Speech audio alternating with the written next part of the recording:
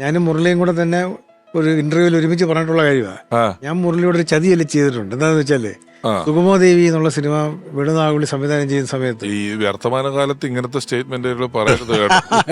നാളെ ഓൺലൈനില് മുരളിയെ ചതിച്ച് ചെറിയാൻ കൽപ്പകവാടി എന്ന് പറഞ്ഞാൽ എന്നെ വിളിക്കരുത്. എനിക്കിതിന്റെ പങ്കില്ല.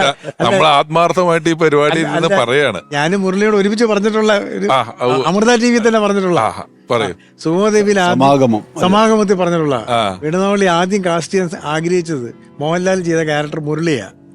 മുരളി പുതിയ ആളാ.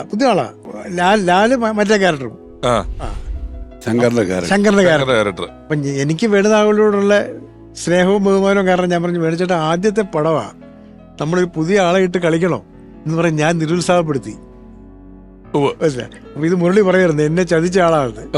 അപ്പൊ ഞാൻ പറഞ്ഞ് ചതിച്ചെങ്കിൽ തിരിച്ച് നല്ലൊരു കഥാപാത്രം അങ്ങോട്ട് തന്നില്ലേ DK ആന്റണിയെ, അത് ഓക്കെ ആയെന്ന് പറഞ്ഞു. പക്ഷെ വേണുചേട്ടൻ അങ്ങനെ അത് ആലോചിച്ചിരുന്നു കേട്ടോ.